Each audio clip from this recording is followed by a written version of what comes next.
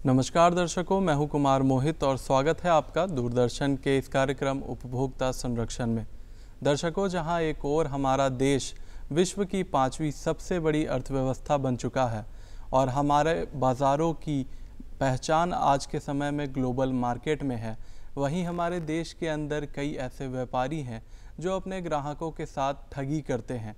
कम से कम लागत में वो ज़्यादा से ज़्यादा मुनाफा कमाना चाहते हैं और इसी लालच के कारण वो कई डुप्लीकेट सामान की भी बिक्री करते हैं। ऐसे में कई ग्राहकों, कई उपभोक्ताओं के साथ कई बार ठगी हो जाती है और आज के इस कार्यक्रम में ग्राहकों को उन ठगी से कैसे बचना है और अगर उनके साथ किसी तरह की हानि हो जाती है तो ऐसे में वो कहां जाकर उसकी शिकायत दर्ज कर सकते हैं, कहां से उन्हें न्याय मिल सकता है। आज हम इन तमाम विषयों पर चर्चा करने वाले हैं और इस चर्चा में हमारा साथ देने के लिए हमारे साथ मौजूद हैं हमारे मेहमान पटना हाई कोर्ट के अधिवक्ता प्रशांत भूषण जी। सर, आपका बहुत बहुत स्वागत है हमारे इस कार्यक्रम में। सर, हम इन तमाम विषयों पर चर्चा करने वाले हैं, मगर सबसे पहले मैं चाहूँगा कि आप हमारे दर्शकों को बताएं कि सर उपभोक्ता किन्हें कहते हैं, ताकि सबसे पहले ये क्लियर हो जाए सर कि हमारे पास कौन से अधिकार हैं, लेकिन हम कैसे और कब मान सकते हैं कि हम एक उपभोक्ता हैं। इसके बारे में सर हमारे दर्शकों को बताएं। देखिए, जो कानून है उसमें 2019 का एक कंज्यूमर प्रोटेक्शन एक्ट है। कंज्यूमर प्रोटेक्शन एक्ट के कंज्यूमर कौन होता है उसके डिफ़ाइन किया गया है। तो कोई भी वह व्यक्ति जो किसी प्रोडक्ट को परचेज़ करता है या किसी भी सर्विस को अवेल करता है तो वो एक कंज्यूमर कहलाएगा। इसमें एक कंडीशन ये है कि वो आप कोई भी सर्विस अवेल कर रहे हैं या कोई प्रोडक्ट खरीद रहे हैं तो वो चीज़ आपके पर्सनल यूज़ के लिए होना चाहिए। तो पर्सनल यूज़ वाली कोई भी प्रोडक्ट परचेज़ हो रहा है तो वो आप उस कंटेक्स्ट में आप कंज्यूमर कहलाएंगे। वहीं अगर आप एक रीसेल के पर्पज़ से कोई प्रोडक्ट को ले रहे हैं और फर्दर रीसेल कर रहे हैं तो आप कंज्यूमर के डेफिनेशन में नहीं आइएगा। जी, तो बहुत ब्रॉड डेफिनेशन है कंज्यूमर प्रोटेक्शन एक्ट में कंज्यूमर का, उपभोक्ता का। जी सर, ये क्रय विक्रय का सिलसिला, खरीद बिक्री तो है, ये एक बेहद लंबे अरसे से चली आ रही है।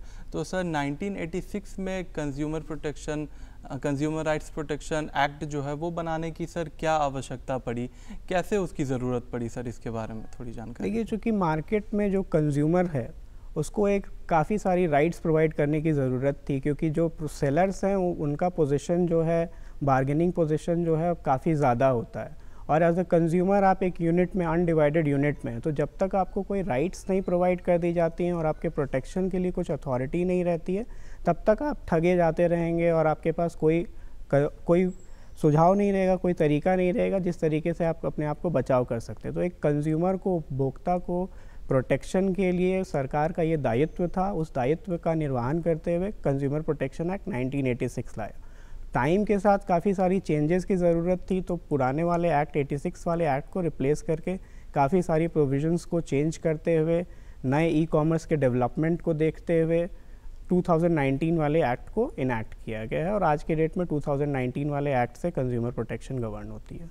सर जी, आपने बताया कि सर 2019 के एक्ट से जो कंज्यूमर प्रोटेक्शन है वो गवर्न होती है। सर प्रोसेस क्या रहती है कि मान लीजिए अगर कोई व्यक्ति सामान खरीद कर अपने घर आ रहा है और सामान काफ़ी छोटा है, 2-4-5 हज़ार रुपये का मान ले अगर कि सामान है, तो सर ऐसे में अगर वो सामान खरीदता है, सामान में कुछ डिफेक्ट मिल जाता है और जो विक्रेता है वो उसे वापस लेने से मना कर जाता है, तो सर ऐसे में वो कहाँ जाकर शिकायत दर्ज कर सकता है, इसके बारे में सर जानकारी। 2019 वाले एक्ट में आपको 3 स्टेप रिड्रेसल मैकेनिज्म प्रोवाइड किया गया है। पहला स्टेप होता है district consumer dispute redressal commission, second होता है state consumer dispute redressal commission और थर्ड होता है national consumer dispute redressal commission. अब इनमें पावर का डिवीजन और जुरिस्डिक्शन का एक्सरसाइज डिपेंड करता है कि जो आपका क्लेम है वो किस प्रकार का क्लेम है।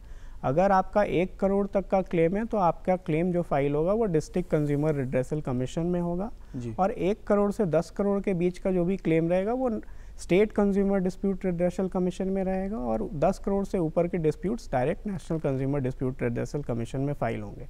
तो आपका प्रोडक्ट का क्या वैल्यू है उस पर डिपेंड करता है कि आप कहाँ पे किस फोरम को अप्रोच करते हैं। हाँ, अगर आप अमाउंट देख के ये असर्टन कीजिएगा कि आपको फर्दर कोई डिस्प्यूट रिड्रेसल चाहिए या नहीं चाहिए तो फिर मतलब प्रॉब्लम हो जाएगा।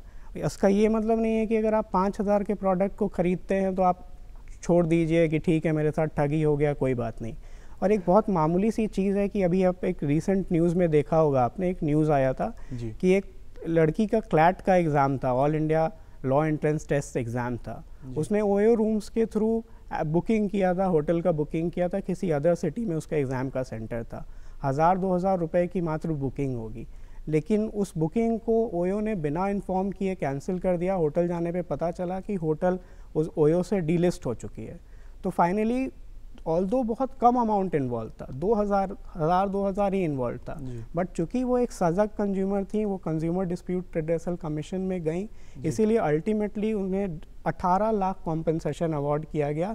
चूँकि उस लड़की का उसी रीज़न से एग्ज़ाम मिस हो गया, एक ईयर ड्रॉप लेना पड़ा, इन सारे चीज़ को फैक्टर्स को काउंट करते हुए 18 लाख कॉम्पेंसेशन अवार्ड की गई। तो एज अ कंज्यूमर जब तक आप सजग नहीं होते हैं, आप ये सोचिएगा कि मेरा डिस्प्यूट कम अमाउंट का है, 5000 का है, 4000 का है, और इन छोटे अमाउंट्स में ही ये सेलर्स आपको ठगते रहेंगे और आप कोई डिस्प्यूट नहीं रेज कर पाइएगा। तो अमाउंट को बिना देखे हुए काफ़ी सारी सुविधाएं अब दे दी गई हैं, काफ़ी प्रोसेस ईजी कर दिए गए हैं। तो बेटर ये रहेगा कि रादर दैन कि आप छोड़ दीजिए कि ठीक है हम ठगेंगे कोई बात नहीं, आप अप्रोच कीजिए district consumer dispute redressal commission को, और आप बहुत स्मूथ प्रोसेस है, आप खुद से भी अप्रोच कर सकते हैं, खुद से अपना केसेस को भी आर्ग्यू कर सकते हैं, आपको कोई लॉयर भी रखने का ज़रूरत नहीं है। तो प्रोसेस बहुत आसान है, आपको सजग होने की ज़रूरत है। जी सर, जैसा कि आपने बताया कि अमाउंट छोटा हो या बड़ा हो, लेकिन अगर किसी भी उपभोक्ता के साथ ठगी हो रही है तो सबसे ज़्यादा आवश्यक ये है कि वो अपने अधिकारों को समझे कि ये हमारे साथ होना नहीं चाहिए था, लेकिन हमारे साथ ऐसा हुआ है, तो हम जो गवर्निंग अथॉरिटीज़ हैं उनके पास जाकर ज़रूर से इसकी शिकायत दर्ज करें। सर, कार्यक्रम में आगे बढ़ेंगे।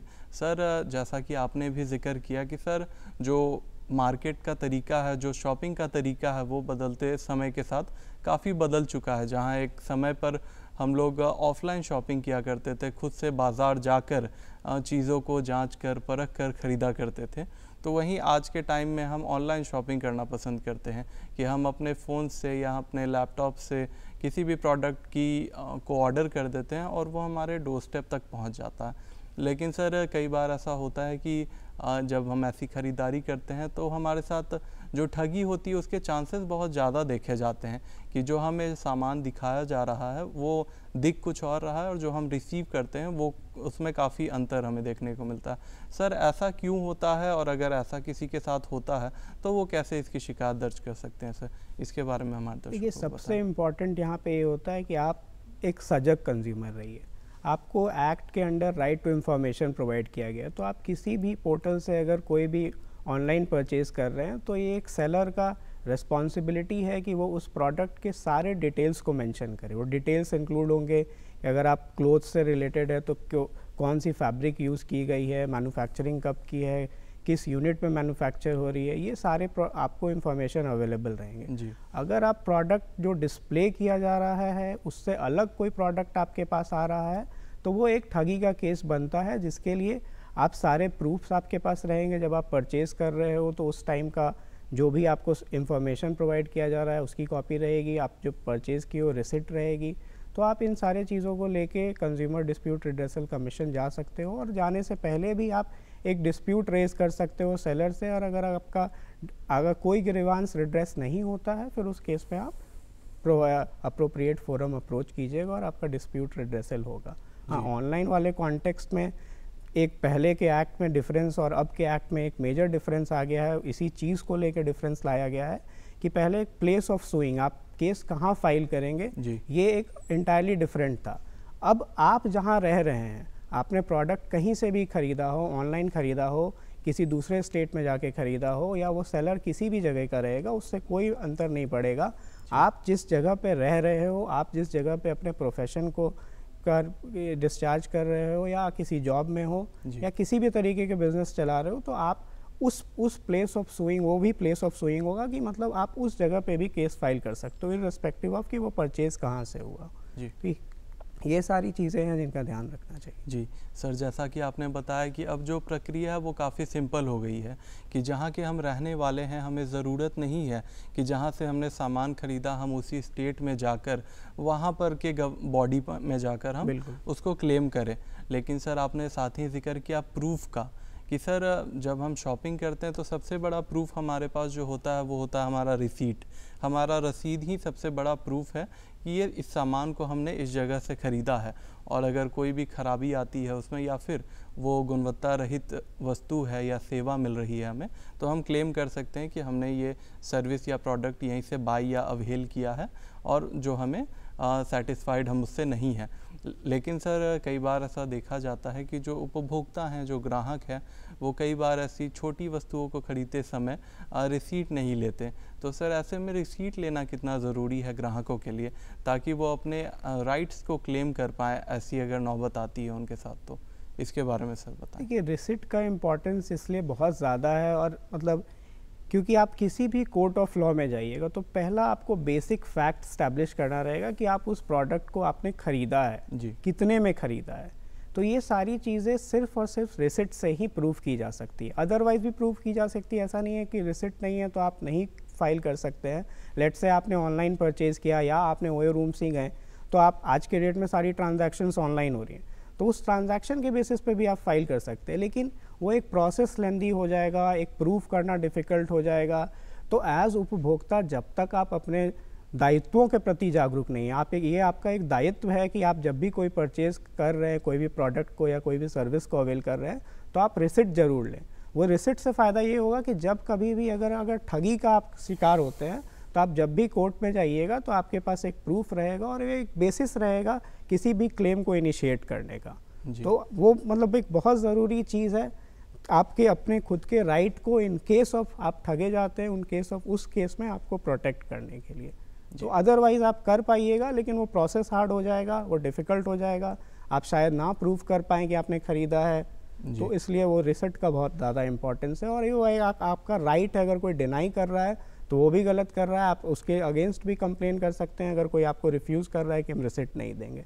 रिसिट लेना कंज्यूमर प्रोटेक्शन एक्ट में एज अ कंज्यूमर आपको एक राइट प्रोवाइड किया गया है कि आपको रिसिट, किसी भी प्रोडक्ट या किसी भी सर्विस को आप अवेल कर रहे हैं तो आपको एक रिसिट दिया जाए। और जीएसटी रिसिट की आज के डेट में जीएसटी रिसिट का कॉन्सेप्ट है, तो जीएसटी वाला रिसिट आपको मिलेगा। जी सर, जैसा कि आपने बताया कि ग्राहकों को, उपभोक्ताओं को रिसीट लेना बेहद ज़रूरी है सर, तभी वो आगे जाकर कहीं क्लेम कर सकते हैं ये वस्तु उन्होंने उसी दुकान से, उसी विक्रेता से ख़रीदा है। सर जो विक्रेता ऐसा कर रहे हैं, जो कम से कम निवेश में कोई डुप्लीकेट सामान खरीद कर ले आते हैं और चाहते हैं कि वो उचित प्राइस में, बिल्कुल ओरिजिनल के प्राइस में वो सेल कर दें, तो सर ऐसा करने वाले व्यापारियों, विक्रेताओं को वार्निंग के तौर पर सर सरकार की तरफ से क्या कुछ सज़ा मिलती है और कितना फ़ाइन, कितनी पेनल्टी है सर, इसके बारे में हमारे दर्शकों को देखिए, अगर कोई भी प्रोडक्ट का आप एडवर्टाइजिंग कर रहे हैं कि ये सो एंड सो कंपनी का है और वो किसी और कंपनी का रहता है जी, और उस तरीके से आप उसको प्रिटेंड करके बेच रहे हैं कि एज इफ उस कंपनी का है और उस प्राइस रेंज में आप बेच रहे हैं,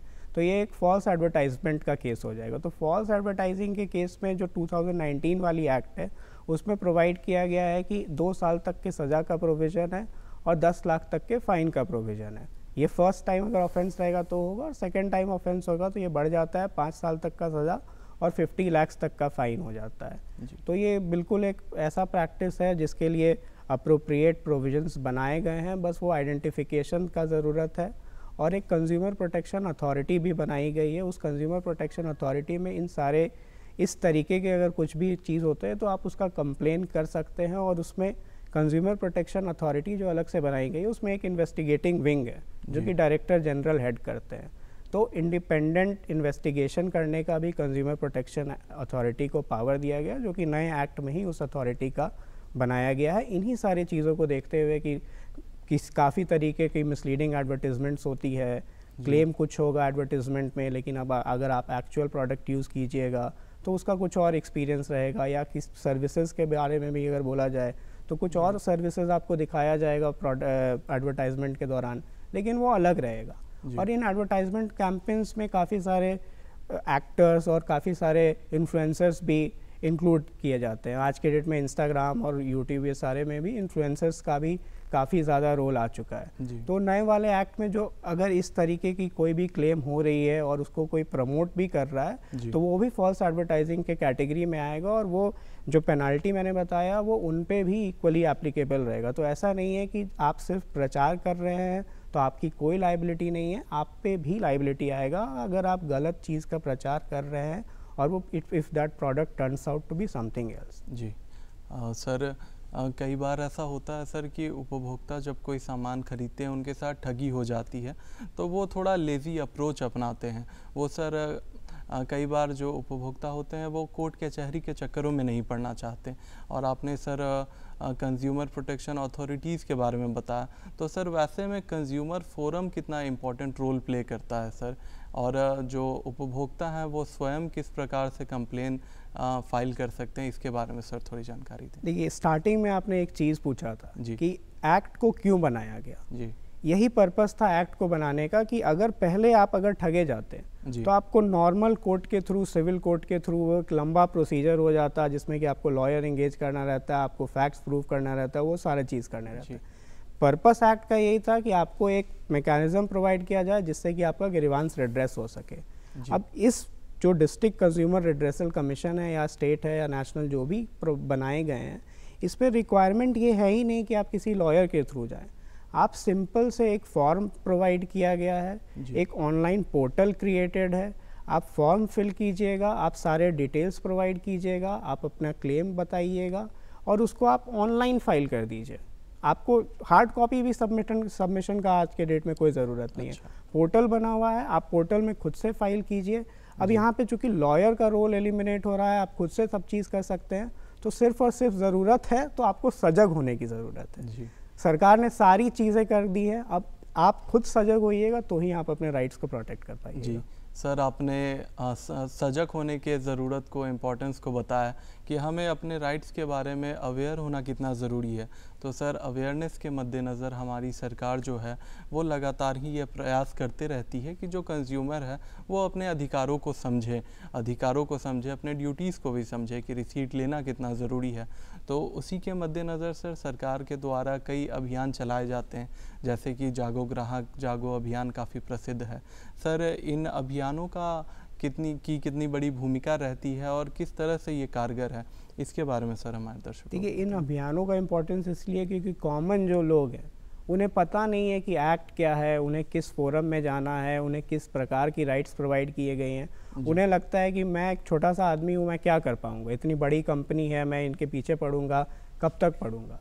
तो एक वो जो माइंडसेट है, उस माइंडसेट को चेंज करने के लिए इन एडवर्टाइजिंग कैंपेन्स का बहुत इंपॉर्टेंट रोल है।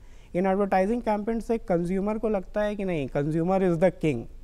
तो जो कंज्यूमर इज़ द किंग वाली मेंटालिटी जो लोगों के माइंड में डालनी है कि ऐसा ना सोचे कि सिर्फ और सिर्फ बड़ी कंपनीज़ का ही सारा चीज़ है, सारा सिस्टम है। तो वो एक कंज्यूमर इज़ द किंग वाले कॉन्सेप्ट को लोगों के माइंड में डालना सबसे इम्पॉर्टेंट है, और वो तभी जाएगा माइंड में लोगों के जबकि इस तरीके के कैंपेन हो, सरकार के तरफ से हो, बार बार बताया जाए और उस प्रोसेस को इजी किया जाए। 2019 वाले एक्ट में प्रोसेस को काफ़ी इजी इसीलिए किया गया है ताकि कंज्यूमर को कोई डिफ़िकल्टी नहीं हो, कोई कॉमन आदमी, कोई भी जिसे ज़्यादा जानकारी नहीं है कानून की, वो भी एक कोर्ट अप्रोच कर सके, वो भी एक डिस्प्यूट रिड्रेसल मैकेनिज्म अप्रोच कर सके और उसको भी रिजोल्यूशन मिले। और एक स्टेप और इंक्लूड कर दिया गया है इसीलिए कि आप जब कंज्यूमर डिस्प्यूट रिड्रेसल कमीशन में भी जब आप केस फाइल करते हैं तो एक मीडिएशन का प्रोविज़न आया है। तो जब कोई भी डिस्प्यूट रेज किया जाएगा तो उसके मेरिट्स पे जाने से पहले कि सही है, गलत है, क्या है, नहीं है, दोनों पक्ष के बीच एक समझौता का भी कोशिश किया जा सकता है जिसे मीडिएशन कहा जाता है, मध्यस्थता। तो वो एक प्रोसेस भी इंक्लूड कर दिया गया। तो ऐसा नहीं है कि आप कोई क्लेम फाइल करते हैं तो पूरे मतलब आपको ट्रायल फेस करना रहेगा, पूरा प्रूफ करना रहेगा, वो सारा चीज़ करना रहेगा। उसके पहले भी एक प्रोसेस इंक्लूड कर दिया गया है फाइल करने के बाद, और आपका मेरिट्स पे हेयर होने के पहले बीच में एक प्रोसेस है मीडिएशन का। अगर दोनों पार्टीज चाहेंगी तो डिस्प्यूट दोनों का आपसी सुलह से भी वो हो सकता है। जी सर, सरकार के कई प्रकार के प्रयास हैं जैसा कि आपने बताया। तो सर उसके साथ ही सरकार कई प्रोडक्ट्स को, सर्विसेज को एक मानक चिन्ह देती है, वो सुनिश्चित करती है कि ये जो प्रोडक्ट है वो अच्छा है, गुणवत्तापूर्ण है और जो कस्टमर्स हैं उनके यूज़ के लिए भी वो बेहद सेफ़ है। तो सर ऐसे में कई बार लेकिन देखा जाता है कि कई प्रोडक्ट्स पर वो मानक चिन्ह नहीं लगाए होते, तो और मानक चिन्हों को समझने में भी कई प्रकार की परेशानियां होती हैं सर आम लोगों को। तो उन साइंस को, उन सिंबल्स को देखना समझना कितना ज़रूरी है और क्या कुछ मतलब है सर, उसके बारे में कुछ के बारे में अगर सर आप जानकारी दें तो। देखिए, मानक चिन्ह का इम्पोर्टेंस ये है कि वो कुछ अथॉरिटीज़ बनाई गई हैं, जो अथॉरिटीज़ एक स्टैंडर्ड डिसाइड करती हैं कि ये प्रोडक्ट एक मिनिमम स्टैंडर्ड को अडियर कर रहा है या नहीं कर रहा है। लेट्स से अगर आप कोई हेलमेट यूज़ कर रहे हैं, तो अगर आप ISI मार्क यूज़ नहीं कर रहे हैं तो उसका एक स्टैंडर्ड है कि इसका स्ट्रेंथ इतना होना चाहिए, इसकी गुणवत्ता इस प्रकार की होनी चाहिए, ताकि जब आपको उसका एक्चुअल जो यूज़ है, जब आपका एक्सीडेंट होता है, अगर आप ISI मार्क देख के नहीं लेते हो, सिर्फ पहन ले रहे हैं, इसी तरीके से ख़रीद लिए और पहन लिए, उन मार्क्स को नहीं चेक कर रहे हैं, तो उसका कोई यूज़ नहीं है, क्योंकि वो स्टैंडर्ड को, जो मिनिमम सेट स्टैंडर्ड है, प्रिस्क्राइब्ड स्टैंडर्ड है, उसको नहीं मीट कर रही है, तो वो आपके कोई यूज़ का नहीं है। उसी तरीके से ये तो ISI मार्क हो गया, प्रोडक्ट की गुणवत्ता, स्ट्रेंथ, इन सारे चीज़ों से एक अथॉरिटी बनाई गई है जो कि एक स्टैंडर्ड डिसाइड करती है कि प्रोडक्ट मिनिमम स्टैंडर्ड से मतलब कंप्लाई कर रहा है या नहीं कंप्लाई कर रहा है। अब अगर फूड प्रोडक्ट्स में देखें तो FSSAI मार्क होती है, एग्रो मार्क होती है, तो ये सारे मार्क्स का इम्पोर्टेंस ये है कि एक सेट स्टैंडर्ड जो है उसको, उस प्रोडक्ट को कंप्लाई करना है, और वो कंप्लाई अगर कर रही है तो आप एज अ कंज्यूमर अश्योर्ड रह सकते हैं कि वो प्रोडक्ट एक सेट स्टैंडर्ड तक को मीट कर रही है और वो सेफ़ है कंज्यूम करने के लिए। तो अगर सबसे इम्पॉर्टेंट अगर देखा जाएगा कि सबसे ज़्यादा जिस चीज़ को इन्फोर्स किया जाता है, वो फ्रूट प्रोडक्ट से रिलेटेड कोई भी प्रोडक्ट आप मार्केट में देखिएगा तो वो बिना इन सारे FSSAI मार्क्स और बिना जो भी प्रेस्क्राइब मार्क्स है उस कैटेगरी ऑफ प्रोडक्ट के लिए, उसके बिना अवेलेबल नहीं होते हैं। तो एज़ कंज्यूमर अगर आप उन प्रोडक्ट्स को ख़रीद रहे हैं तो एक इम्पॉर्टेंट चीज़ है कि आप उन मार्क्स को जानिए, और इस तरीके के सरकार भी जागरूकता अभियान चलाती है ताकि मतलब किसी भी कंज्यूमर को कोई रॉन्ग ख़राब प्रोडक्ट नहीं मिल जाए, कोई इस तरीके के प्रोडक्ट ना मिल जाए जिससे उसे हार्म हो। तो उस तरीके के हार्म वाले प्रोडक्ट को भी बेचने पे भी एक प्रोवाइड किया गया है कि उसके लिए भी फ़ाइन का प्रोविज़न है, उसके लिए भी पनिशमेंट का प्रोविज़न है। तो ऐसा नहीं है कि उन मार्क्स के बाद भी लोग ठगे नहीं जा रहे, उन मार्क्स के बाद लोग ठगे जा रहे हैं, लेकिन एक इन्फोर्समेंट मैकेनिज़्म जो है वो थोड़ा सा स्ट्रॉन्ग हो जाता है इन मार्क्स के रहने से। जी सर, हमने अपने कार्यक्रम में सर ऑनलाइन शॉपिंग की बात की कि सर किस प्रकार लोग आज के समय में अपने घरों में बैठकर कोई भी सर्विस या फिर प्रोडक्ट है उसको ख़रीदते हैं। सर ऐसे में ही कई बार देखा जाता है कि जैसे जैसे ये चलन बढ़ता जा रहा है तो सर साइबर क्राइम भी जो है वो काफ़ी बढ़ चुका है कि कई बार ऐसा देखा जाता है कि हमें फॉल्स कॉल्स आते हैं, हमसे OTP मांगा जाता है। तो इन सब चीज़ों से कैसे बचा जा सकता है? और सर हम अपने कार्यक्रम के अंतिम पड़ाव में हैं, तो हम चाहेंगे कि सर आप हमारे एक उपभोक्ता होने के नाते हमारे दर्शकों की क्या कुछ ड्यूटीज़ हैं उनके बारे में भी सर एक मैसेज दें। देखिए, जो ड्यूटीज़ की बात जहाँ तक करते हैं तो सबसे पहली ड्यूटी होती है कि आपको एक right to be informed provide किया गया। आपको अगर राइट प्रोवाइड किया गया, राइट टू बी इन्फॉर्म, बस उस राइट का मतलब तभी होगा जब वो जो इन्फॉर्मेशन प्रोवाइड किए जा रहे हैं उन इन्फॉर्मेशंस को आप चेक कर रहे हैं। कोई भी प्रोडक्ट यूज़ कर रहे हैं, कोई भी सर्विस अवेल कर रहे हैं, तो उसके पहले जो राइट टू इन्फॉर्म में आपको इन्फॉर्मेशन प्रोवाइड की जा रही है, उन सारे इन्फॉर्मेशंस को देखने के बाद आप कोई प्रोडक्ट खरीद रहे हैं या कोई सर्विस अवेल कर रहे हैं। तो पहले अपने राइट के बारे में आप अवेयर होइएगा, फिर ही उसके बाद ही आपका आता है कि किस तरीके से आप अपनी ड्यूटीज़ को डिस्चार्ज कर पाते हैं। तो दोनों इंटरलिंक कॉन्सेप्ट है। जब तक आप अपने राइट्स को नहीं समझ पा रहे हैं तब और अपने ड्यूटीज़ को नहीं डिस्चार्ज कर पा रहे हैं, तब तक आपके लिए एक मतलब एज अ कंज्यूमर आपके राइट्स को प्रोटेक्ट करना डिफ़िकल्ट हो जाएगा। तो एक्ट में सारे प्रोविजंस हैं, आप एक सजग कंज्यूमर बनिएगा तो सारा चीज़ अवेलेबल है। और जहाँ तक आपने सेकंड पार्ट ऑफ क्वेश्चन जो आपका था कि साइबर ठगी जो आज के डेट में आ रही है, तो साइबर ठगी देखिए सिर्फ और सिर्फ कंज्यूमर प्रोटेक्शन एक्ट के एम्बिट में नहीं आएगी। साइबर ठगी एक तरीके से क्राइम भी है, तो उस क्राइम के लिए भी आपको एक्ट प्रोवाइड किया गया, IT एक्ट है और सारे पीनल प्रोविजंस प्रोवाइड किए गए हैं। तो वो डिपेंड करता है कि किस प्रकार की आप पे साइबर ठगी हो रही है। एक हो सकता है कि ई-कॉमर्स से रिलेटेड साइबर ठगी होगी जो कि वो मतलब उस कैटेगरी में फॉल करती होगी कि आप प्रोडक्ट से रिलेटेड रहेगी, फिर आप कंज्यूमर प्रोटेक्शन एक्ट में जाएंगे। और सेकेंड कैटेगरी जो आपने बात की कि आपसे OTP ले लिया जा रहा है या अदर चीज़ें ले ली जा रही है और आपको ठग लिया जा रहा है, तो वो एक क्लियर कट क्राइम के कैटेगरी में फॉल करता है, जिसके लिए फिर वो आपके लिए पीनल प्रोविजंस प्रोवाइड किए गए हैं और उन सारे पीनल प्रोविजंस से गवर्न होगी। जी सर, आपने हमें अपना इतना बहुमूल्य समय दिया, आपने हमारे दर्शकों के साथ इतनी महत्वपूर्ण जानकारियाँ साझा की सर, इसके लिए आपका बहुत बहुत धन्यवाद। जी। तो दर्शकों, आज के इस कार्यक्रम में जैसा कि हमने देखा कि हमारे अधिकार तो कई सारे हैं, मगर उन्हें अवहेल करने के लिए, उन्हें यूज़ करने के लिए बहुत ज़रूरी है कि हम अपने रिस्पॉन्सिबिलिटीज़, अपने ड्यूटीज़ को भी समझें। ऐसे ही महत्वपूर्ण चर्चा के साथ हम आपसे फिर मिलेंगे। तब तक के लिए मुझे यानी कुमार मोहित और मेरी पूरी टीम को दीजिए इजाज़त, पर आप देखते रहिए DD बिहार। नमस्कार।